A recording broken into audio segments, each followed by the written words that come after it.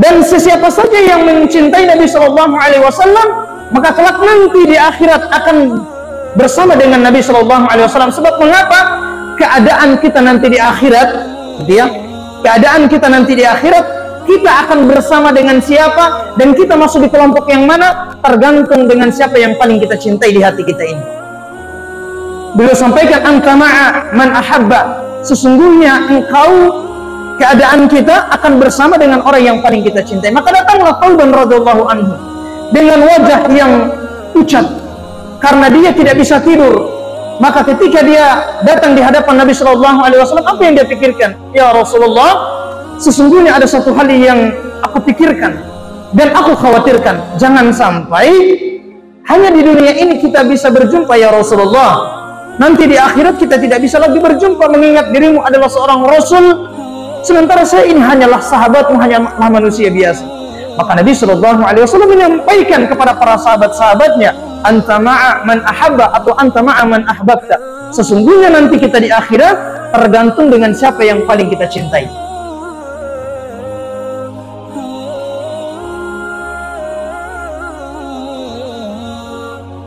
Assalamualaikum warahmatullahi wabarakatuh.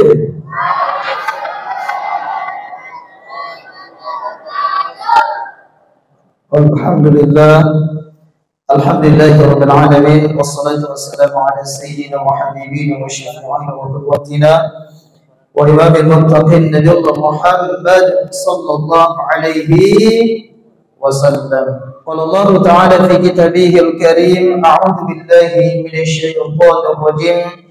Laqad ja'akum rasulun min anfusikum 'azizun 'alaihi ma 'anittum harisun 'alaikum bil mu'minina raufur rahim. Faqala Nabi sallallahu alaihi wasallam, la yu'minu ahadukum hatta akuna ahabba ilaihi min walidihi wa waladihi wan nasi ajma'in. Shadaqallahu alaihi. Pertama-tama yang kami hormati dan Bapak Kepala Desa Lambusa yang sudah menyampaikan sambutan tadi itu. Saya juga baru tahu kalau ternyata beliau sudah berumur 42 tahun. Padahal saya kira sekitar 30-an tahun. Sepertinya masih bisa, Pak? Masih bisa? Tidak, maksudnya bisa 3 periode. Bukan yang itu maksudnya. Yang kami hormati dan muliakan segenap tokoh agama, tokoh masyarakat, wabil khusus keluarga besar pengurus Masjid Nurul Huda, serta ibu-ibu sekalian yang dimuliakan Allah, serta adik-adikku yang dirahmati Allah Subhanahu wa taala. Semoga insyaallah menjadi anak yang soleh dan soleha. Amin ya rabbal alamin. Alhamdulillah, senantiasa kita bersyukur kepada Allah dengan mengucapkan alhamdulillahirabbil alamin, karena pada malam hari ini kita semuanya bisa berkumpul di Masjid Nurul Huda di kompleks Hamlet 1. Dari tadi saya hafal-hafal Hamlet 1, Hamlet 1, Hamlet 1. Masya Allah. Di dusun 1 tiada lain, niat kita adalah sebagai rasa syukur atas lahirnya dan diutusnya Nabi Muhammad SAW. 2 ya? Wah, dikasih 2 mic, kayaknya kode ini. Salawat serta salam adalah senantiasa kita kirimkan kepada Nabi Muhammad SAW. Insyaallah ceramahnya Pak Ustadz malam ini di syuting langsung sama Konsel Bertakwa. Jangan lupa like, share, and subscribe. Baik para hadirin sekalian yang dimuliakan Allah, tentunya kehadiran kita di sini tiada lain karena bentuk kegembiraan ekspresi atas lahirnya dan diutusnya Nabi Muhammad SAW. Karena sesungguhnya karunia yang paling besar, nikmat yang paling besar yang Allah Subhanahu wa taala berikan kepada kita tiada lain adalah lahirnya dan diutusnya Sayyiduna Muhammad sallallahu alaihi wasallam. Dan demikianlah Allah Subhanahu wa taala memerintahkan kepada kita agar berbagai karunia, nikmat yang Allah berikan, rahmat yang Allah berikan untuk kita senantiasa bergembira. Allah berfirman dalam surah Yunus ayat 58, "Qul bifadlillahi wa birahmatihi fabidzalika falyafrahu huwa khairum mimma yajma'un." Dan katakanlah ya Muhammad sallallahu alaihi wasallam, hendaklah dengan karunia Allah dan rahmatnya orang-orang mukmin itu mereka bergembira. Sungguh karunia Allah dan rahmatnya itu lebih besar dari segala apa yang kita kumpulkan. Dan para ulama mereka jelaskan bahwa karunia Allah, rahmat Allah yang paling besar yang diutusnya Sayyiduna Muhammad sallallahu alaihi wasallam. Nah, mengapa kita harus bangga menjadi umat Nabi Muhammad sallallahu alaihi wasallam, mencintai beliau dan menjadikan Nabi sallallahu alaihi wasallam sebagai satu-satunya idola kita dan suri tauladan dalam setiap sisi kehidupan yang kita jalani di dunia ini? Pertama, karena segala sesuatu yang disukai oleh fitrah manusia ada pada diri Nabi Muhammad sallallahu alaihi wasallam. Beliau itu adalah sosok ajmalul jamal, sosok yang paling tampan, yang paling indah. Tidak ada yang mampu mengalahkan keindahan dan ketampanan Nabi Muhammad sallallahu alaihi wasallam. Beliau itu adalah sosok akmalul kamal, manusia yang sempurna dan paripurna. Dan Nabi adalah al-ihsan, yang terbaik akhlaknya untuk kemudian kita jadikan sebagai suri tauladan. Makanya di dalam kitab Maulid Al-Barzanji dikatakan, wa kana sallallahu alaihi wasallam akmalan nasi khalqan wa khuluqan dadati wa sifatin saniyah. Sesungguhnya Nabi sallallahu alaihi wasallam itu akmalan nas, manusia yang sempurna. Khalqan, mulai dari sisi fisiknya yang paling sempurna, wa khuluqan, begitupun juga akhlaknya. Dan Nabi memiliki budi pekerti yang begitu luhur. Jadi kalau kita ingin tahu bagaimana bentuk kesempurnaan dan ketampanan Nabi Muhammad sallallahu alaihi wasallam, maka cukuplah riwayat dari Hasan bin Thabit. Hasan bin Thabit itu adalah seorang penyair yang unggul di zaman jahiliyah. Nah, ini kelebihannya syairnya Hasan bin Thabit. Misalkan ada orang tua atau anak muda yang ingin pergi melamar, atau orang tua yang ingin melamarkan anaknya, dia puji-puji itu wanita melalui syairnya Hasan bin Thabit, sudah bisa dipastikan lamarannya pasti diterima. Gitu. Dipanggillah Hasan bin Thabit ini oleh seluruh para pembesar kafir Quraisy, karena dia akan dibayar mahal. Yang penting dia bisa membuat satu syair yang menjelek-jelekkan Nabi Muhammad sallallahu alaihi wasallam. Karena di zaman itu, untuk menaikkan derajat seseorang supaya terkenal, biasanya dipromosikan lewat syair. Dan begitu pun juga kalau ingin menjatuhkan harga diri dan martabat seseorang, diserang lewat syair. Ya, kalau sekarang ini kalau pencitraannya lewat televisi, media sosial, gitu, YouTube, atau mungkin kalau ingin jatuhkan harga di seseorang, serangan para buzzer, gitu. Nah, karena Hasan bin Thabit ini adalah seorang penyair yang profesional, dia katakan begini, tunggu dulu, saya ingin melihat dulu Muhammad itu seperti apa. Karena kelebihannya Hasan bin Thabit, dia hanya melihat seseorang itu hitungan menit, dia sudah bisa mengetahui kekurangan seseorang.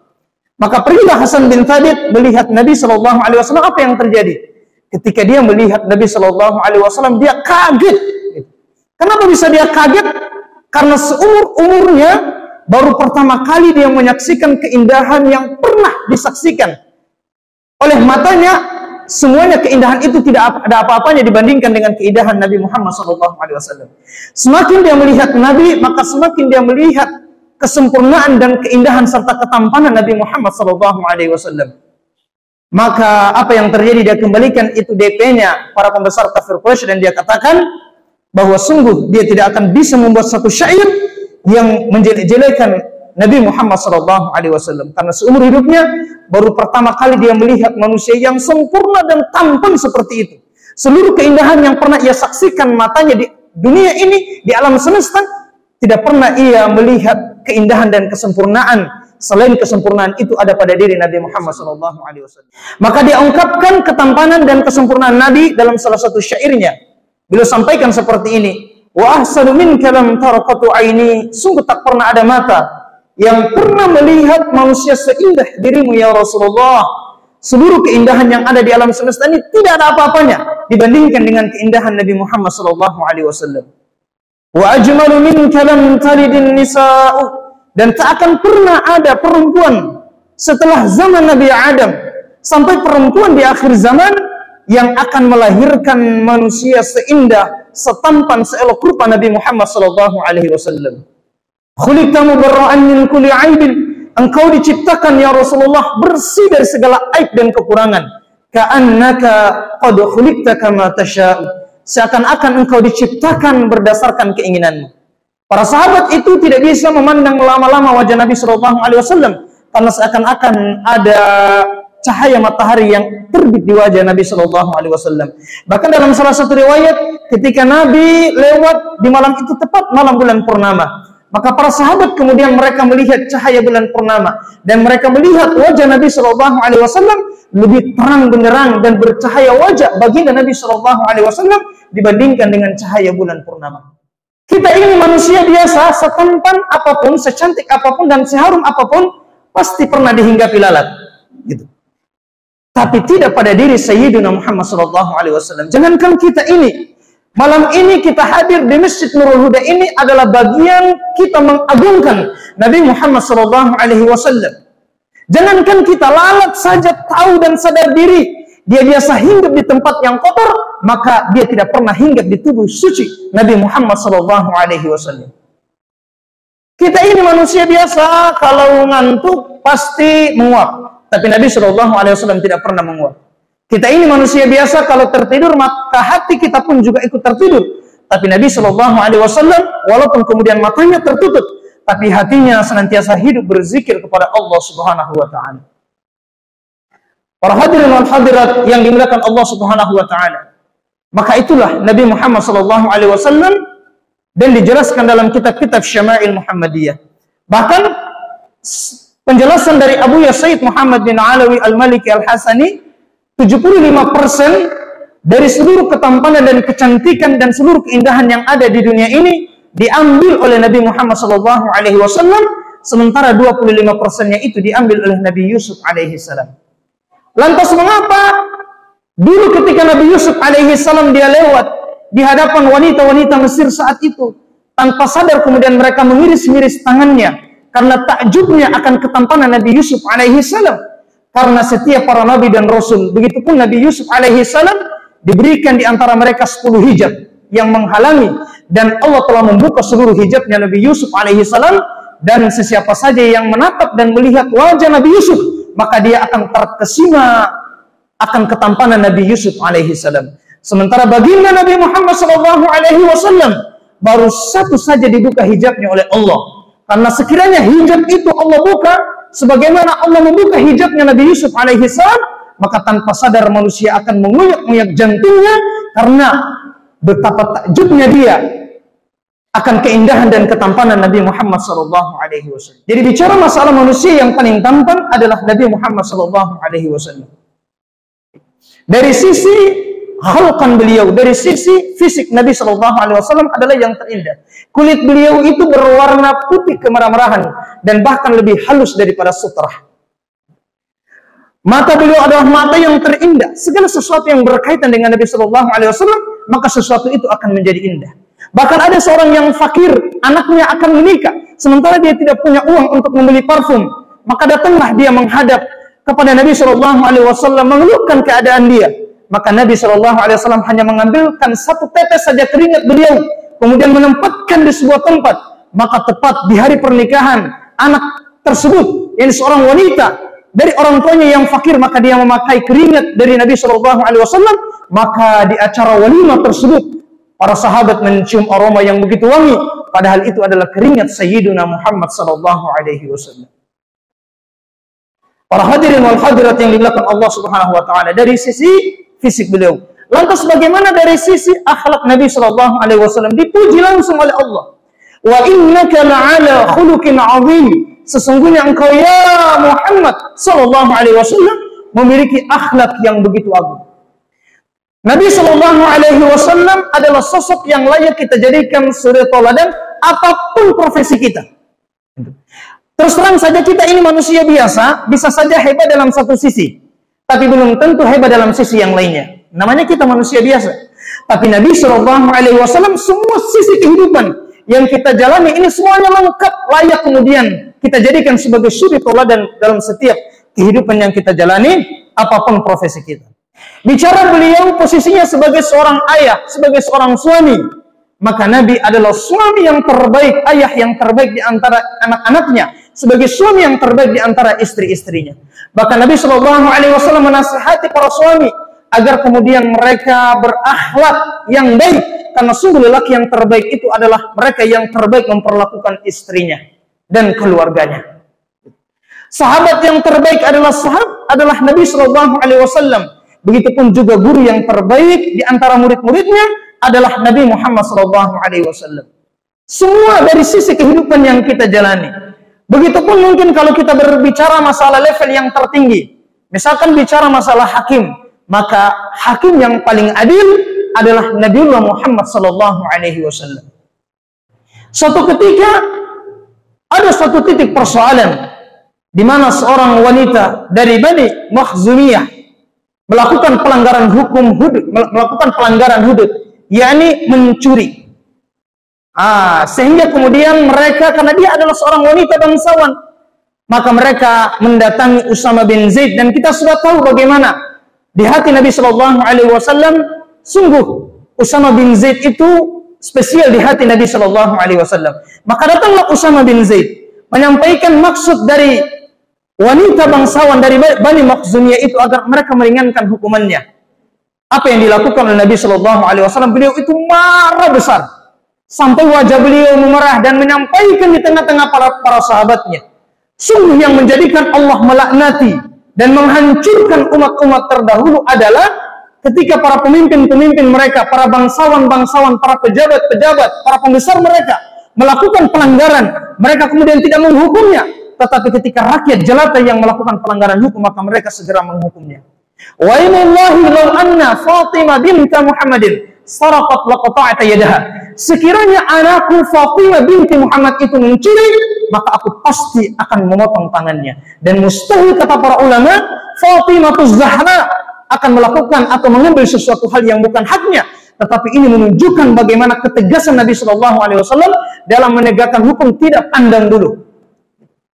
Bicara masalah panglima, misalkan jenderal, adalah jenderal yang terbaik adalah Nabi Muhammad Shallallahu Alaihi Wasallam. Beliau sepanjang hidupnya terjun langsung di jihad, medan jihad sekitar 27 kali ikut di medan pertempuran, dan Nabi Shallallahu Alaihi Wasallam berada di garda terdepan, tidak pernah melangkahkan kakinya selangkah pun untuk mundur di medan pertempuran. Pernahkah ada hari ini misalkan seorang jenderal, seorang pemimpin kepala negara, ketika terjadi peperangan, dia terjun langsung berada di garda terdepan? Taruhlah seperti sekarang ini Ukraina dengan Rusia. Apakah presidennya, siapa lagi namanya itu? Putin, gitu ya, dengan satunya siapa lagi nama presidennya? Saya juga tidak tahu itu namanya. Gitu ya. Apakah dia terjun langsung di medan pertempuran?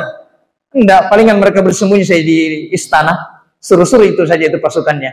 Tapi Nabi Shallallahu Alaihi Wasallam terjun langsung di medan pertempuran. Bahkan kehebatan Nabi Shallallahu Alaihi Wasallam dari sisi kepemimpinan beliau bukan hanya diakui oleh umatnya. Bahkan sekaliber orang Yahudi pun seperti, taruhlah seperti Michael Hart, menulis 100 tokoh yang paling berpengaruh di dunia, maka menempatkan Nabi Shallallahu Alaihi Wasallam di urutan nomor 1 sebagai pemimpin yang paling berpengaruh di dunia ini. Bahkan ada seorang orientalis dari Kanada. Tahu orang orientalis? Orang orientalis itu adalah orang kafir yang hatinya dan pikirannya adalah berupaya untuk menjauhkan umat Islam dari ajaran-ajaran agamanya, atau kalau bisa dia murtad, keluar dari agamanya. Itu namanya orang orientalis. Dan ada seorang orientalis yang bernama Dr. Zuhair mengakui kehebatan dan kepemimpinan Nabi Muhammad SAW.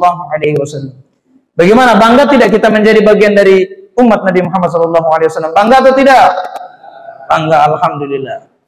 Nah, sebagai bukti bahwa kita bangga menjadi umat Nabi Muhammad SAW dan kemudian kita mengidolakan beliau serta kita mencintai Nabi Muhammad SAW dan berharap insya Allah nanti di akhirat kita bisa berjumpa dengan beliau, dan kelak nanti insya Allah kita mendapatkan syafaat dari Nabi Muhammad SAW. Maka hal yang pertama yang mesti kita lakukan adalah di malam hari ini, salah satu hikmah maulid kita adalah silakan kita muhasabah hati kita masing-masing. Jangan sampai di hati kita ini seorang istri lebih mencintai suaminya, seorang ibu lebih mencintai anak-anaknya dibandingkan dengan Nabi Muhammad SAW. Maka beliau sampaikan, la yu'minu ahadukum hatta akuna ahabba ilaihi min walidihi wa waladihi wan nasi ajma'in. Demi Allah, seseorang itu tidak akan pernah merasakan manisnya iman, atau tidak dikatakan beriman salah seorang di antara kalian hingga kata Nabi dia lebih mencintaiku dibandingkan dengan orang tuanya, dibandingkan dengan anak-anaknya, wan nasi ajma'in, dan seluruh manusia yang ada di muka bumi ini. Jadi hikmah maulid pada malam hari ini adalah silakan kita muhasabah hati kita, dan haruslah kita pastikan kita tata baik-baik hati kita ini agar manusia yang paling kita cintai, yang paling kita dambakan, yang paling kita idolakan tiada lain adalah Nabi Muhammad SAW. Sebab mengapa kita harus mencintai Nabi? Karena Nabi SAW itu sudah dijamin oleh Allah masuk ke dalam surga.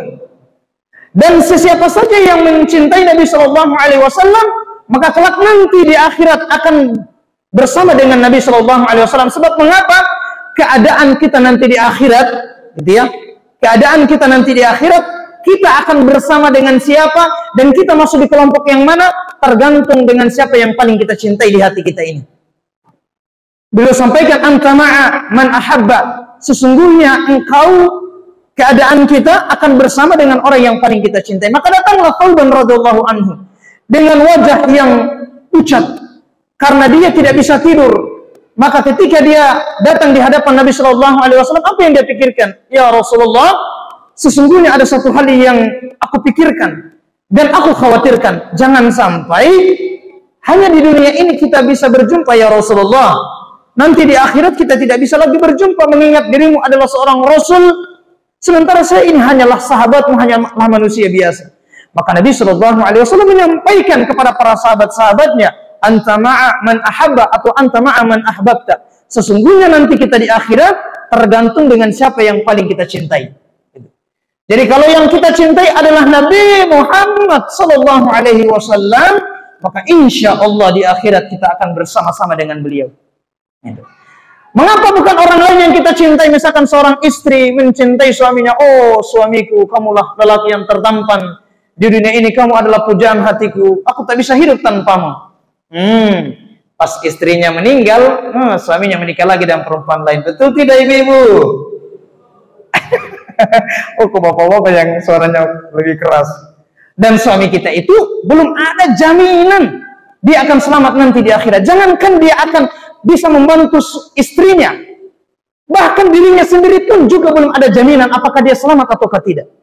Maka dari itu hati ini kita harus senantiasa sandarkan bahwa orang yang paling kita kagumi dalam hidup kita ini, yang paling kita cintai adalah Nabi Muhammad SAW. Nah itu. Yang kedua, apalagi sebagai bukti bahwa kita mencintai Nabi, maka hati kita ini dan lisan kita akan senantiasa hidup, hati kita dan lisan kita akan senantiasa basah, banyak-banyak bersalawat kepada Nabi Muhammad SAW. Man shalla alayya wahidatan sallallahu alaihi asyran. Barang siapa yang bersalawat kepadaku, kata Nabi, satu kali saja, maka Allah akan bersalawat kepadanya sebanyak 10 kali. Oh, ini amalan yang ringan sekali. Tidak membutuhkan modal yang banyak, bahkan tidak membutuhkan waktu yang banyak. Hanya hitungan detik saja, gitu ya. Allahumma shalli ala Muhammad wa ala ali Muhammad. Allahumma shalli ala Muhammad wa ala ali Muhammad. Allahumma shalli ala Muhammad wa ala ali Muhammad. Masa di antara 24 jam waktu yang Allah berikan, kita tidak bisa sisipkan untuk waktu yang spesial kita bersalawat kepada Nabi Muhammad SAW. Bagaimana mungkin kita berharap kalau nanti kita akan bersama dengan beliau dan mendapatkan syafaatnya, kalau hati kita ini kulit, kikir, dekil, tidak pernah bersalawat kepada Nabi Muhammad SAW. Sementara kata Nabi, sesungguhnya yang paling dekat denganku nanti pada hari kiamat adalah yang paling banyak-banyak bersalawat kepadaku. Dan para ulama mereka jelaskan bahwa seseorang itu dikatakan dia telah banyak bersalawat kepada Nabi SAW kalau sekurang-kurangnya dia bisa bersalawat 300 kali atau 500 kali dalam sehari semalam. 300 kali itu hanya hitungan menit saja, itulah 5 menit saja insya Allah, atau 10 menit saja lah, supaya tidak terburu-buru. Nah, silakan kita muhasabah diri, apakah kita ini benar-benar sudah mengaku pecinta Nabi SAW. Maka sebagai bukti bahwa kita mengidolakan beliau, maka hati kita dan lisan kita ini akan senantiasa basah, senantiasa bersalawat kepada Nabi Muhammad SAW. Nah, ayo kita sama-sama salawat dulu kepada baginda Nabi Muhammad SAW. Siap? Nah, sebagai pemanasan. Saya saingi suaranya Ustaz Abu Hakim. Ya Nabi salam alaika, ya Rasul salam alaika, ya Habib salam alaika, salawatullah alaika. أشرق البدر علينا فاختفت منه البدور مثل حسنك ما رأينا قمت يا وجه سرور الله يا نبي سلام عليك يا رسول سلام عليك يا حبيب سلام عليك صلوات الله عليك. Bagaimana suaranya Pak Ustaz? Mantap? Masya Allah. Para hadirin sekalian, jamaah maulid yang dimuliakan Allah Subhanahu wa Ta'ala. Selanjutnya, apalagi yang akan kita bahas pada malam hari ini yang membuat kita semakin bangga menjadi salah satu bagian dari umat Nabi Muhammad sallallahu alaihi wasallam. Allah sampaikan, wa rafa'na laka dzikrak. Sesungguhnya engkau ya Muhammad telah ditinggikan sebutan namamu. Maka baginda Nabi bertanya kepada malaikat Jibril alaihi salam, apa maksud dari kalimat wa rafa'na laka dzikrak? Maka malaikat Jibril menyampaikan, ya Muhammad, tidaklah disebut nama Allah kecuali namamu pun juga akan disebut. Dan ketinggian nama Nabi sallallahu alaihi wasallam itu bukan hanya di dunia ini, tapi di akhirat Nabi sallallahu alaihi wasallam akan diberikan maqaman mahmudah, yakni kedudukan yang terpuji. Dan inilah doa yang sering kita baca di setiap kali kita selesai mendengar suara azan. Dan sesiapa saja yang membaca doa ini, maka dia akan mendapatkan syafaat dari Nabi sallallahu alaihi wasallam, bahkan akan lebih mempercepat mendapatkan syafaat dari baginda Nabi sallallahu alaihi wasallam. Allahumma rabbana hadhihi da'wati tammah was-salatul qa'imah ati sayyidana Muhammadan al-wasilata wal fadilah wasyarafa wad darajata al-'aliyata ar-rafi'ah wab'athhum maqama mahmudan alladhi wa'adtahu innaka la tukhliful mi'ad. Nah, itu. Saudaraku sekalian yang dimuliakan Allah, baginda Nabi akan diberikan maqaman mahmudah, yaitu kedudukan yang terpuji. Bukan hanya di dunia ini, Nabi sallallahu alaihi wasallam ditinggikan sebutan namanya, memiliki kedudukan yang begitu agung, tetapi nanti di akhirat Nabi sallallahu alaihi wasallam memiliki kedudukan yang begitu luar biasa. Pertama, keutamaan beliau di akhirat, beliau sampaikan, ana awwalu man yanshaku anhu al-qabr wala fakhr. Sesungguhnya akulah yang pertama kali akan dibangkitkan nanti dari kubur pada saat hari kiamat. Maka pada saat terjadinya huru-hara hari kiamat, maka yang pertama kali akan dibangkitkan adalah Sayyidina Muhammad sallallahu alaihi wasallam. Ketika beliau dibangkitkan, maka yang dia cari itu bukanlah istri-istri beliau, yang dia cari itu bukanlah anak-anaknya, yang dia cari bukan cucu-cucunya, bukan sahabat-sahabatnya, tapi yang dicari adalah kita semuanya ini, umat Nabi Muhammad SAW, agar kemudian diberikan syafaat oleh beliau. Yang kedua, apalagi keutamaan Nabi SAW, beliau sampaikan, ana sayyidu waladi Adam yaumal qiyamah wala fakhr. Dan sesungguhnya akulah penghulu seluruh anak cucu Adam pada hari kiamat. Maka ketika seluruh manusia mereka digiring dan dihimpun di padang mahsyar yang jarak matahari dengan kita 1 jengkal 2 jengkal, manusia dikumpulkan sejak zaman Nabi Adam sampai manusia di akhir zaman, maka pemimpinnya adalah Nabi Muhammad sallallahu alaihi wasallam. Wa biyadi liwa'ul hamdi wala fakhr. Dan kepadanya, yakni kepadaku, kata Nabi, akan diberikan liwa'ul hamdi, yakni bendera pujian, wala fakhr, dan tidak ada kebanggaan tentang ini. Wa ma min nabiyyin yawma idzin adamu faman siwahu illa tahta liwa'i. Dan semua para nabi dan rasul, begitupun juga Nabi Adam akan berada di bawah liwa Nabi Muhammad SAW, di bawah bendera Nabi Muhammad SAW. Jadi semua para nabi dan rasul, begitupun juga Nabi Adam akan bernaung di bawah naungan liwanya, benderanya Nabi Muhammad SAW. Sementara kita tahu bahwa liwanya baginda Nabi SAW di dunia ini adalah sebagaimana penuturan dalam salah satu hadis yang diriwayatkan oleh Ibnu Abbas radhiyallahu anhu, yang diriwayatkan oleh At-Tabrani. Kanat rayatu Rasulullah sallallahu alaihi wasallam sauda wa liwa'uhu abyad maktubun alaihi la ilaha illallah Muhammadar Rasulullah. Sesungguhnya royanya Rasul sallallahu alaihi wasallam itu berwarna putih dan liwanya berwarna hitam, maktubun alaihi la ilaha illallah Muhammadar Rasulullah, dan tertulis di dalamnya la ilaha illallah Muhammadar Rasulullah. Dan sekaligus ini menunjukkan bahwa kelak nanti keadaan kita di hari kiamat, kita akan dikumpulkan dengan siapa yang paling kita cintai dan kita terkategori masuk kelompok yang mana. Gitu. Makanya Nabi SAW menyampaikan, man tasyabbaha biqaumin fahuwa minhum. Barang siapa yang menyerupai suatu kaum, maka dia bagian dari kaum itu. Ya, misalkan kalau ada orang yang misalkan dia fansnya sama artis, yang dia idolakan misalkan artis, oh hari kiamat dikumpulkan sama artis itu. Enak jika kalau artisnya masuk surga, kalau masuk neraka sama-sama masuk neraka. Gitu. Misalkan ada orang yang fans sama siapa lagi, pokoknya dia menempatkan kecintaannya itu, dia lebih cintai sesuatu dibandingkan dengan Nabi SAW, maka dia akan digeser pada kelompok tertentu. Begitupun juga ada seseorang misalkan yang fanatik dengan benderanya, misalkan misalkan ada orang yang masuk di partai tertentu atau kelompok tertentu, dia fanatik betul dengan bendera partainya misalkan, atau dia fanatik betul dengan bendera kelompoknya, maka pada hari kiamat mereka pun juga akan masing-masing diberikan bendera dan berkumpul pada kelompoknya masing-masing. Gitu. Para hadirin sekalian yang dimuliakan Allah Subhanahu wa taala, keutamaan Nabi SAW di akhirat berikutnya adalah di antara banyaknya para nabi dan rasul yang pernah Allah utus di dunia ini.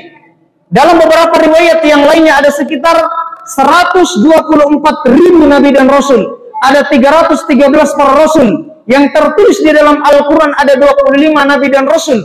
Kemudian Allah pilih di antara 25 itu para rasul ulul azmi, yaitu Nabi Nuh alaihissalam, Nabi Ibrahim alaihissalam, Nabi Musa alaihissalam, Nabi Isa bin Maryam alaihissalam, dan Nabi Muhammad SAW. Di antara 5 itu yang semuanya menjadi penghulunya para nabi dan rasul, menjadi sayyidul mursalin adalah nabi kita, Nabi Muhammad SAW.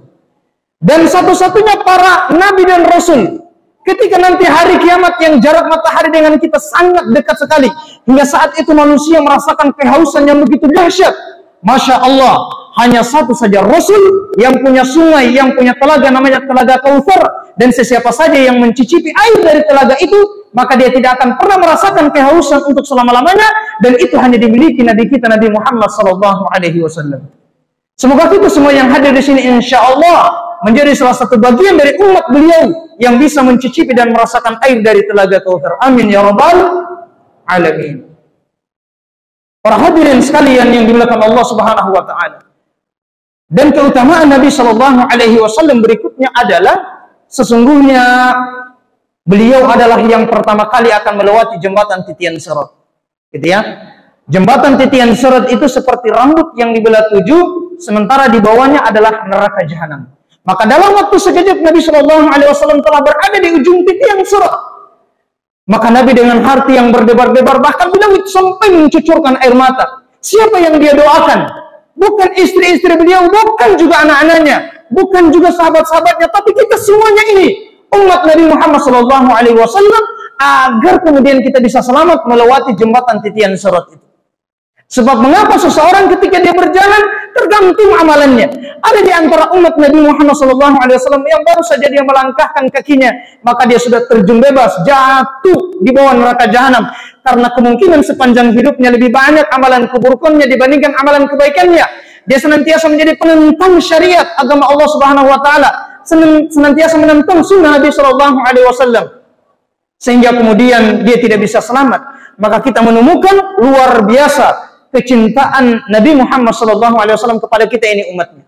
Kecintaan beliau itu terhadap umatnya mengalahkan kecintaan seorang ibu terhadap anaknya, mengalahkan kecintaan seorang anak terhadap orang tuanya, atau mengalahkan kedua pasangan antara istri atau suami. Tidak ada apa-apanya itu.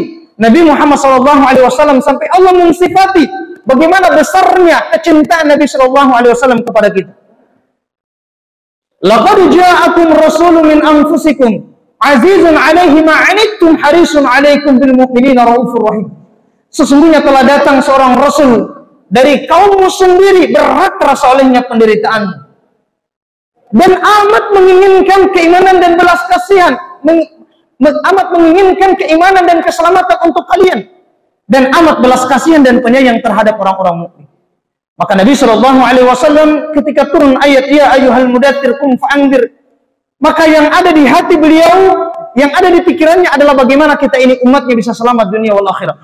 Bahkan di titik akhir kehidupan Nabi Muhammad SAW menjelang wafatnya, yang diingat itu adalah kita ummati, bahkan nanti di akhirat yang paling sibuk itu adalah Nabi Muhammad SAW, dan mencari kita satu persatu di mana di antara umat-umat beliau agar kemudian diberikan syafaat khusus. Maka semoga kita yang hadir pada kesempatan ini menjadi salah satu bagian dari umat Nabi Muhammad yang mendapatkan syafaat khusus dari Nabi Muhammad SAW. Dan keutamaan beliau berikutnya adalah sesungguhnya Nabi SAW akan menjadi juru bicara langsung manusia pada saat itu di hadapan Allah Subhanahu Wa Taala, ketika seluruh para anbiya, ketika seluruh para rasul tidak mampu melakukannya. Dalam kondisi yang sangat genting, mereka mencoba mendatangi Nabi Adam alaihissalam. Mereka sampaikan, ya Adam, coba mintakan kami kepada Rabbmu, karena kami sudah tidak tahan lagi. Bagaimana tidak? Jarak matahari dengan kita 1 jengkal 2 jengkal, sementara kita ditempatkan di situ sekitar 50.000 tahun lamanya. Gitu ya. Jadi pada hari kiamat nanti saat kita dibangkitkan, digiring di padang mahsyar, itu kita ditempatkan selama 50.000 tahun tanpa sehelai pakaian pun. Bagaimana kira-kira hausnya? Maka manusia mendatangi Nabi Adam, meminta agar segera dimulai yaumil hisab atau yaumil mizan, supaya segera dimulai acara di padang mahsyar itu.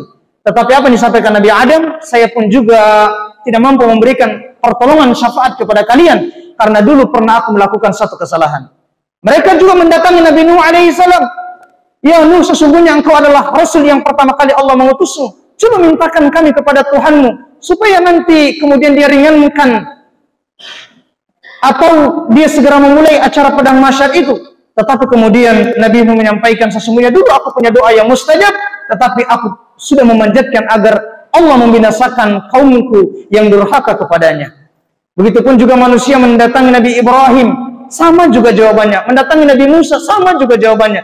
Mendatangi Nabi Isa bin Maryam, sama juga jawabannya. Tidak mampu memberikan syafaat.